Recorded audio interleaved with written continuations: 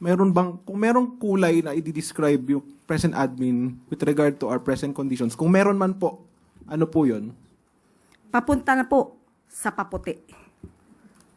Konting kulan na lang, medyo maputi na. Hindi pa lang po, hindi perfectly white, katulad ng aking sinabi, pero doon po patungo ang pang kasalukuyang administrasyon. Yusek Claire. Natanong ko na ho kanina yung PNP, but I will ask the same question to the palace. Yung recently released political ad nga po featuring VP Sara and Senator Amy paints the situation in the country as black. Kulay ng pagluluksa due to hunger, crimes, and injustice, which is a clear imputation of failure of the Marcos administration. What does the palace have to do with it? You just said it is recent? Yesterday. Oh, ang akala ay 2022 campaign ads to. Dahil sa mas na-describe ang kapanahunan ng nakaraang administrasyon dun sa nasabing campaign ads. Unang-una, meron silang sinabi, teka lang po, tungkol sa madilim, wait lang, saan ba yan? Ayun. Itim ngayon ang kulay ng bansa. Sa gutom at krimen nagluluksa. So,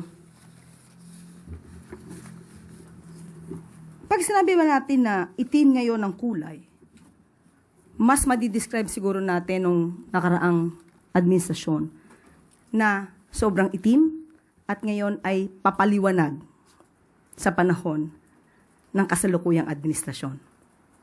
Hindi man ganun pakaputi, pero patungo na doon. Unang-una po, may binanggit sila tungkol sa kagutuman. Tandaan po natin na ayon po sa records na rin po na naibaba ang poverty incidence. Sa panahon ng 2023, 15.5% in 2023 mula sa 18.1% in 2021. You are citing data from? Okay, this is from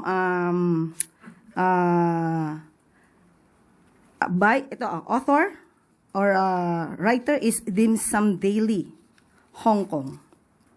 Okay, meron din po tayo dito. Ito po ay galing din mismo sa report din po ni Secretary Balisacan. Okay? Meron din po tayo dito na pinalabas. Ito naman ay galing kay Philippine Star. Delon Porcalia.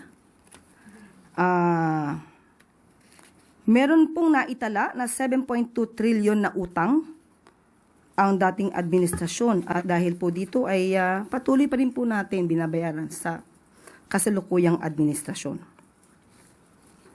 At sinasabi nila na tungkol sa krimen, tandaan po natin na meron din po na pinalabas na statistics at ito'y inayunan na rin po ng matagal ni Senate President Chis Escudero na sa panahon po ngayon ay mas mababa po ang crime rate as compared po sa karaang administrasyon. At sinasabi rin po ni Senator Amy, gutom na ang sikmura. Pinaliwanag ko na po yan about the poverty incidents. At gutom pa sa hustisya. Pero hindi po ba yung ibang mga kamag-anak, in particular po, babanggitin ko, ito ay galing sa panulat ni Christina Chi ng philstar.com.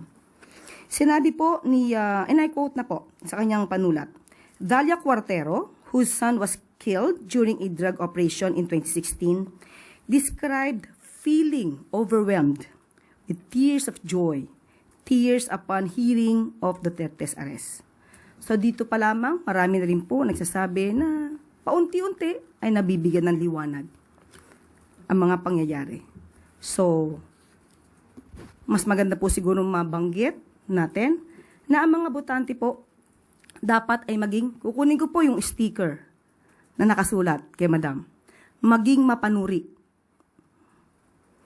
Huwag pong magpaloko sa mga sinasabi sa iilang campaign ads. Alamin ang katotohanan, iwasan ang fake news. Dignidad mo, boto mo. Kinopya ko po yan lahat mula sa kanyang sticker. Yun lamang po. May reaksyon ho ba ang Pangulo? This coming from the second highest official of the land, supported by his own sister. Patungkol po dyan, patungkol po sa campaign na issues, maganda pong mas tanong na lang natin ang campaign manager. Mas authorized po siyang magsalita patungkol po sa ganyang klaseng relasyon. But have you taken this up with the President? What are his thoughts on this? Patungkol po sa kanyang kapatid? No, yeah. This particular ad, for example, which is Of course, the latest. hindi po nais ng ating Pangulo na magitong klaseng mga negatibo na pangangampanya. Lalong-lalo na po kung ito ay fake news. So, noon pa naman po, sinabi na ng ating Pangulo na labanan natin ang mga fake news. Mas hindi maganda kung ito ay gagawing naratibo sa isang pangangampanya. Okay? Quick follow-up, Ace Romero, Philippine Star. Yusek, the other camp described the present administration or the present state of the country under this administration as itim. Now, kung merong kulay na i-describe yung present admin with regard to our present conditions, kung meron man po, ano po yun? Papunta na po sa paputi. Konting kula na lang, medyo maputi na. Hindi pa lang po, hindi perfectly white, katulad ng aking sinabi, pero doon po patungo ang pang kasalukuyang administrasyon. At dito po nagtatapos ang ating briefing ngayong araw. Maraming salamat, Malacanang Press Corps, at magandang tanghali para sa Bagong Pilipinas.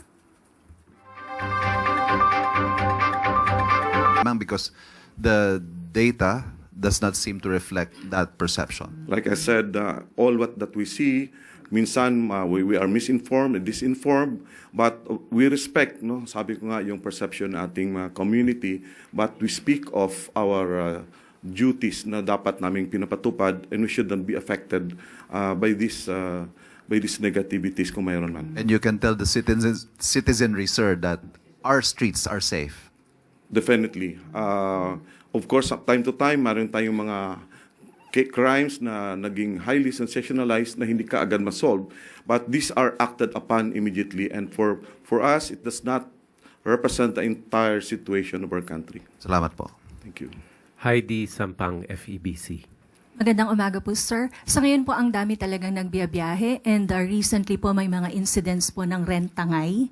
So, paano po kaya makakapag-ingat yung ating mga kababayan para hindi po mabiktima ng modus na ganito? Yes, like I said, mas mainam po na we get hold of the hotline numbers.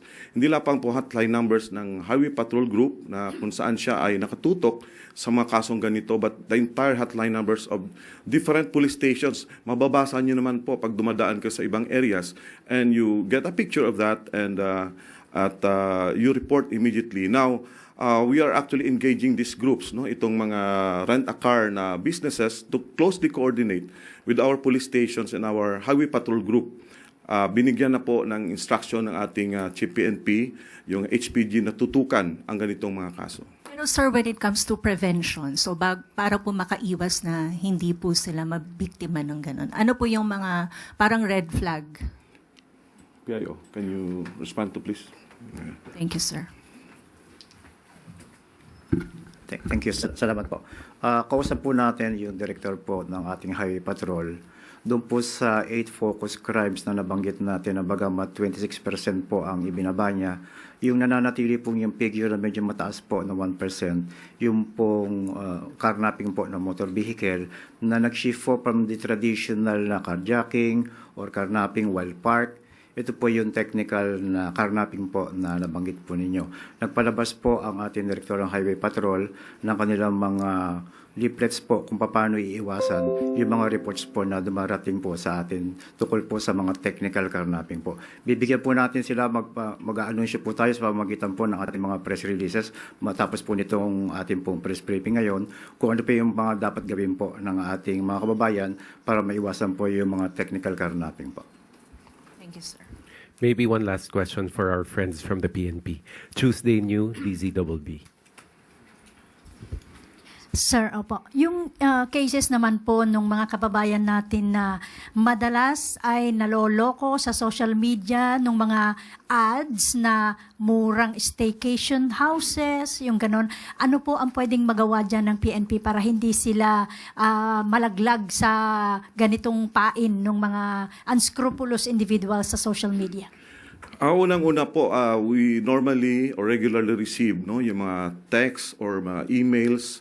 Wag po nating basta tayong mag-click doon. No? We follow the protocols. Ni-confirm muna natin kung talagang nag-i-exist ang itong mga klaseng businesses. No? And we can actually directly coordinate with our anti-cybercrime group. Mayroon din po silang hotline at yung ating mga police stations na anytime pwede po nilang ma-access. Thank you very much, General Alba, Colonel Tuanyo, Yusek Claire. Thank you, sir. Yes, General Alba and Colonel Tuanyo, maraming salamat po. Pwede na po natin silang i-excuse. At sa ngayon po,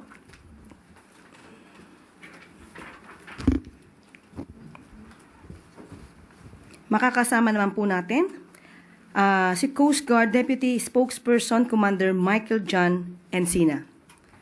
Good morning, sir. Good morning.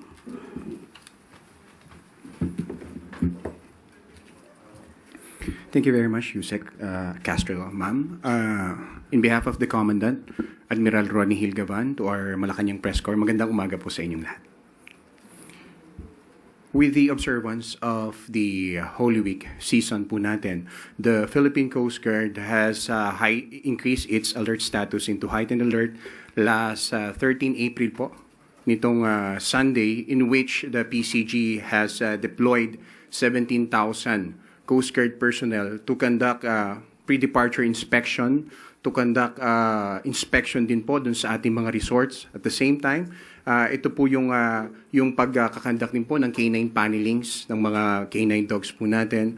We've also deployed ito pong ating mga Coast Guard auxiliaries in the Malasakit Help Desk, in which makikita nyo po sila dito po sa ating mga major ports and pantalan sa buong bansa natin. Ang ating pong mga barko ng Coast Guard ay naka-alerto din po na handang mag-respond in any maritime incident na report. Kasama po niyan ang ating lateral coordination na mention po kanina ng ating kasamahan sa PNP, sa LGU po natin, sa ating municipal and city disaster risk reduction management offices. Kasama na rin po yung ating mga coastal barangay. So malawak po ang ginagawa ng PCG ngayon at paghahanda upang ma-ensure at matiyak po natin na ang mahal na araw ay magiging safe and secure sa ating mga bakasyonista at turista. Maraming salamat po. We now open the floor to questions for Commander Encina. Kenneth Paciente, People's Television. Hi sir, good morning po. Sir, may mga vessel na po ba tayong naitatala na hindi pinayagan pong bumiyahe dahil hindi po naabot yung seaworthiness na standards? Sir, as of the moment, wala naman po tayong namamonitor pa ng mga vessel na hindi naabot yung safety standard. The fact na before po sila mag-conduct ng kanilang mga voyages, we ensure that we have Coast Guard personnel deployed to conduct the pre-departure inspection. Once na hindi po sila mabigyan or ma-providean ng clearances ng Coast Guard, their company will be alerted to renew their pertinent documents prior to that. Tuesday New, DZBB. Good morning, sir. So far, sir, sa inyong monitoring, anong mga pantalan po yung kailangang bantayan ng husto for possible overloading doon sa mga barko at yung hindi na iiwasan may paglabag yung mga ship owners tungkol dito dahil sinasamantala yung pagkakataon na maraming pasahero. So baka sumusobra yung pagbebenta nila ng tickets o pasahero doon sa barko. Yes, speaking of overloading, punta muna po ako doon. For the overloading, our Secretary Vince Dizon has directed the Philippine Coast Guard, the Marina, and the PPA to strictly observe ito pong anomaly na ito. So hindi po natin hinahayaan, particular kami po sa Philippine Coast Guard, ang any acts of overloading both in passengers and cargo. So hindi lang po natin chine-check yung mga pasahero figures kung ilan po dapat ang sumasakay sa ating mga barko, particular at gayon na rin po itong ating mga kargamento na niloload. Kasi it doesn't exempt them for this overloading issue po natin. We are also in close coordination, ma'am, sa ating mga shipping owners. At tayo po ay nananawagan sa kanila. Tama po yung na-mention nyo, no? Na huwag samantalihin ang pagkakataong ito. And we will not tolerate po once na meron po kaming ma-observe na mga overloading vehicles or overloading ships na magbiyabiyahe po. And we will not